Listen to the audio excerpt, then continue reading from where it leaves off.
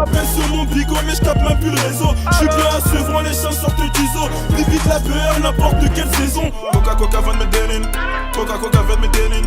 La Coca van Medellin. On trafale même dans ta médanine. Amer comme un citron, j'suis un génie. Jimmy Neutron touche la famille et on te baisse. Nous on te suce pas pour tu pèses. Salut tout le monde, c'est Gab Morrison. Pour ce nouvel interview, je suis avec Kof. Ça va pas frérot, tranquille. Bien, tranquille. Déjà, on est où là pour commencer? Bah mon frérot, là on est à Star Spirit Studio. C'est un studio qui est là pour le label Blowing Up Music. Donc moi c'est mon lieu de travail, tu vois, comme tu veux voir. On est détendu, on est posé avec mes frérots, les beatmakers, les mecs avec qui je bosse. Bah tu sais quoi, bah viens directement, je vais te montrer le studio. Pas de soucis. Viens. La Coca van Medellin, Coca van Medellin. La Coca van Medellin. On trafale même dans ta médanine. Un studio 360 degrés, c'est-à-dire qu'on a sur plein de choses. Production de musique, plateau de tournage pour les clips, etc. Et même en haut, on peut loger des artistes qui viennent faire des longs projets. Viens, je vais te montrer ce studio. J'ai des pesos sous mes pieds. Voilà, nous on est là sur un gros boulot en ce moment, on enregistre un peu tous les jours. Presque 7 jours sur 7, de nuit comme de jour avec mon équipe. Et ça bosse bien. Donc là on est sur la préparation du projet et ça arrive là. Pour monter amateur, t'es monteur. Pas te faire un descendre, touche pas sous moto, c'est taper dans le moteur. Sec, t'es pas lent pour te faire assommer. Alors déjà une question qui revient un peu au tout début de ton parcours dans le rap. T'as commencé quand et comment toi? Quand et comment moi à vrai dire au départ, en fait c'est plus par rapport à mon environnement, Sevran, avec les mecs avec qui je marche en général. Je vais t'expliquer comment moi j'ai commencé le rap. À la base on était à l'école. On était au collège à Blaise, Sandras à Sevran.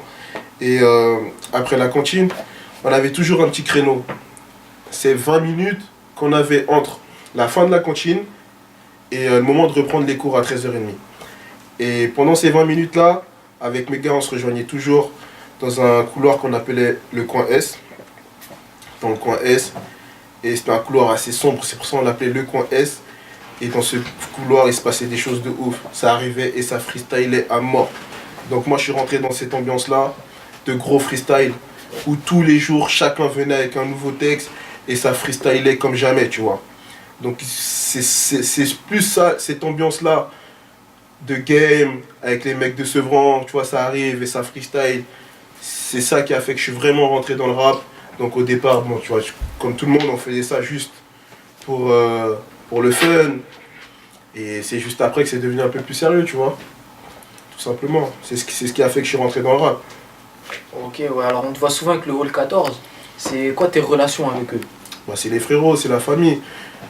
Le rap, c'est Sevran. Sevran, c'est nous, tu vois. Le rap, c'est nous en ce moment, tu vois. Donc le Hall 14, c'est la famille. Donc le Hall 14, je rappelle, c'est un groupe de Sevran-Rougemont avec Kifa, Style Day, Crimo, Zino et Kalash Criminel. Et donc c'est mes frérots, tu vois, c'est des gens que je vois souvent, avec qui je partage des bons délires. C'est des mecs avec qui je traîne, tu vois, en général, tu vois. Donc c'est les gars sûrs, c'est mes frérots, tout simplement, c'est la famille, pas plus. Ok, alors ouais, on te voit, il y a Kalash Criminel qui a déjà fait 2 projets, il me semble. Et lui fait participer pas mal de ces gars et tout. Pourquoi on ne te voit pas d'ailleurs dessus? Ouais, je sais, la question on me l'a souvent posée, les gens qui me suivent me l'ont souvent posée. C'est juste que je pensais que c'était pas le bon moment. Moi, à ces moments-là où lui sortait ses projets, j'étais soit occupé par l'école, par mes projets un peu perso, ou par mes diplômes à gauche, à droite. J'avais toujours plein de choses à faire, je n'étais pas lancé à 100% dans la musique. Et je pense que si il faut se lancer et faire quelque chose, il faut le faire sérieusement. J'aime pas faire les choses à moitié, tu vois. Donc moi, ce que je voulais faire, c'est s'il fallait faire quelque chose, il fallait que j'y aille jusqu'au bout. Comme là, ce que je suis en train de faire maintenant, c'est vraiment que je suis en train de me mettre à 100%, voire 110% dans le rap, tu vois. Donc là, je suis en train de faire des trucs concrètement. Et pour moi, c'était pas le bon moment. C'était pas le bon moment, mais après, voilà, ça reste la famille. Kalash Criminel, c'est le frérot sûr. Et à venir, tu vois ce que je veux dire ou pas? Ouais, à venir. Bon, alors aussi, ton nom, Kof, ça vient d'où? Kof, ça vient de mon prénom. Moi, je m'appelle Kofi à la base. Et dans mon quartier, depuis que je suis petit, avec les mecs avec qui j'ai grandi, bah, au départ, ça m'appelait Kof. Et en fait, ce qui se fait, c'est que les gens souvent répétaient 2 fois Kof pour vraiment que je me retourne, tu vois. Donc ça a fini par Kof. Et voilà ce qui fait aujourd'hui qu'on est là sur Kof Kof et tout le monde me connaît sous ce nom, tu vois ce que je veux dire ou pas? Ouais, et puis alors à Sevran, il y a d'autres rappeurs aussi que t'aimerais nous parler. Bah Sevran en gros, comment dire, Sevran c'est le rap. Pour nous, à Sevran, il y a tellement de choses qui se passent dans notre univers. Il y a des choses qui traversent, il y a des gens, ils voient des choses, tu vois. On voit beaucoup de choses. Donc le rap, pour les gens, c'est une façon de s'exprimer et d'évacuer. Donc pour répondre à ta question, il y a vraiment beaucoup de rappeurs chez nous, tu vois. Juste dans mon propre quartier, il y en a beaucoup. Il y en a qui sont connus, moins connus. On a des anciens comme Bolo, des nouveaux comme Caris, Ixo, Kalash Criminel, comme tu m'as dit. Le 14, 8-6 Cartel. Il y en a plein, je pourrais t'en citer tout de suite jusqu'à la fin. Même il y en a des petits qui commencent maintenant, comme SID, tu vois. Et moi-même, je suis dans ce milieu-là. Donc à Sevran, il y a plein de rappeurs. Et là encore, je te parle que de mon quartier, tu vois. Il y a plein de rappeurs. Des gros noms comme Caris, ça tourne. Il y a beaucoup trop de rappeurs. Et ouais, comment t'expliques qu'il y a une telle implication dans le rap à Sevran? Une telle implication dans le rap. Je pense que pour moi, la solution pour ça, en fait, parce que mon explication, c'est que ouais, Sevran, après, c'est un grand nom, tu vois. Après, c'est un univers où c'est connu pour diverses choses. Par exemple, la violence, les quartiers assez sombres où il se passe beaucoup de choses, la drogue, etc. Et je pense que le rap, pour les gens, c'est une façon de s'exprimer. C'est une façon de s'exprimer et c'est presque comme une révolte de montrer au monde qu'est-ce qui se passe ici et pourquoi le reste du monde a les yeux fermés sur Sevran, tu vois. Et c'est plus une façon pour eux de montrer ce qui se passe dans la ville et de montrer au monde entier qu'est-ce que c'est que Sevran. Tu vois ce que je veux dire ou pas? Pour moi, c'est ça. C'est pour ça que c'est ce qui fait qu'il y a beaucoup de rappeurs.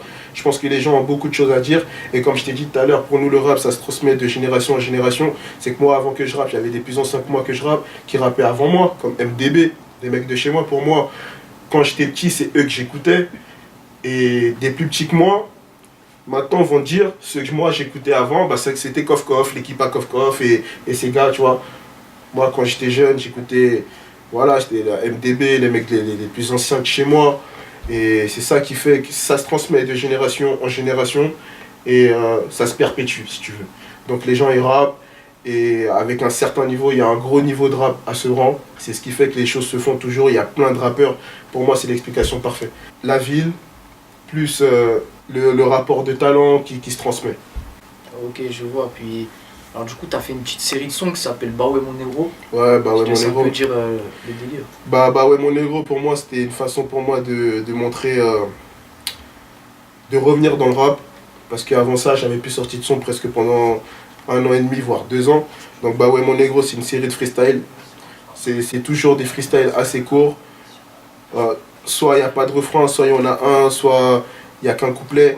Donc c'est toujours des freestyles. Bah ouais mon négro, là on en est à l'épisode 5. On en est à l'épisode 5.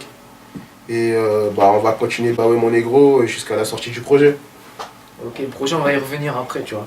Et j'ai une question que je pose souvent aux rappeurs aussi. Est-ce que t'as un top 3 de tes rappeurs préférés? Un top 3 de mes rappeurs préférés. Après ça va jouer. Après c'est des rappeurs que moi j'ai dans le cœur. Après entre guillemets, ça se joue pas vraiment sur une performance actuelle. Un top 3, tout de suite là, si je devrais te dire. Moi j'ai Rick Ross que j'aime beaucoup. C'est un rappeur que j'adore, tu vois. Que j'ai toujours écouté depuis très très très très longtemps. Donc Rick Ross. Après je pourrais mettre. Après j'ai des références Quinry aussi, tu vois. Rick Ross. Et en ce moment j'écoute beaucoup les Migos. Et surtout à l'ancienne j'écoutais beaucoup Gucci Mane. C'est un rappeur que j'ai beaucoup écouté avant, donc je pense qu'ils font ils font partie de mon top 3, c'est sûr. Ok, ça marche. Puis ce projet, alors que tu viens de nous dire un petit peu, je te laisse approfondir. Donc le projet, maintenant j'ai signé pour le label Blowing Up Music. Et on est lancé sur un projet, ça va être une mixtape. Donc il y aura beaucoup de sons, il y aura des featuring. Le projet est presque fini. Donc voilà, c'est pour ça que je te dis que là maintenant je suis à 110 voire 120% dans le rap. Et on fait les choses sérieusement. Donc je suis accompagné de personnes qui travaillent beaucoup. J'ai des ingés comme Wechi, j'ai un beatmaker comme J-Brix. Et j'ai des gens qui bossent et qui m'accompagnent tous les jours sur ce que je fais. J'ai des gens qui m'accompagnent, qui me donnent des conseils comme Ricky. Et c'est ce qui fait qu'en ce moment je bosse bien parce que je suis accompagné, j'ai une équipe derrière moi, j'ai une structure, tu vois. Et donc les choses se passent bien et le projet, bah, c'est bientôt fini et bientôt les gens ils en entendront parler. Ok, puis tu peux nous dire un peu ce qu'il y aura dessus ou tu veux garder ça pour toi? Sur là-dessus, bah, il y aura Kof Kof, le nouveau Kof Kof. Parce que, entre guillemets, je vais pas trop en dire, mais voilà, j'ai appris de nouvelles choses. Et au départ, je travaillais tout seul. Travailler avec de nouvelles personnes qui t'apportent quelque chose par rapport à la musique, ça crée du nouveau chez toi. Tu sors un talent que tu n'avais forcément pas exploité, tu vois. Donc il y aura du nouveau et il y aura une autre partie de mon univers qui sera exploitée. Donc il y aura pour moi, ça sera le nouveau Kof Kof. Ok, ça marche. Puis la dernière question, c'est une bonus, mais elle est simple. Je la pose à tout le monde. Est-ce que tu as une équipe de foot préférée? Une équipe de foot préférée, je pense que je vais te surprendre parce que à la base, je suis grave pas foot. Mais il y a une équipe qui m'a toujours, entre guillemets, toujours impressionné depuis le départ. Donc, je sais pas, je parle de quand j'étais petit et tout. C'est le Brésil pour moi, tu vois. Ah ouais, ouais. L'équipe du Brésil, c'est une grosse équipe pour moi depuis le départ. Surtout à l'époque de Ronaldinho, de Roberto Carlos. Quand j'étais petit, j'avais 5 ans, j'étais devant la télé, je voyais des grosses frappes partir. Moi, j'étais corda. Donc pour moi, c'est le Brésil. Hein. Ah, lourd. T'as des réseaux sociaux Oui. aussi, on peut te retrouver? Bah, tu peux me retrouver sur Kof Kof, Kof Kof officiel, sur Instagram, Kof Kof Kicker Français sur Facebook, et sur mon Snap, Kof RGT, donc je suis sur l'actu un peu partout, je suis connecté partout, c'est moi qui gère tous mes comptes. Pour tous ceux qui veulent me contacter, bah, ça se passe sur mes réseaux sociaux. Ça marche. Merci à toi, mon gars. Force à vous. Force à vous. Et merci Tous ceux d'être qui passé. regardent, bien sûr. Hein. Le projet ensemble, à aller mon chercher en balle. Bah ouais, mon négro, mon gars, ça arrive fort. Force. Les douilles sont trop réelles pour ton manteau gros. J'y viens d'en bas, c'est pour monter. Appelle-moi sur mon pour parler de mon temps. Comme un autre héros, je vais viser ton menton. Des entendières qui veut m'isoler. Je fais mon nom comme Emile Zola. Coup de chalumeau pour t'incendier. Dans la neuse, c'est la raisonnade.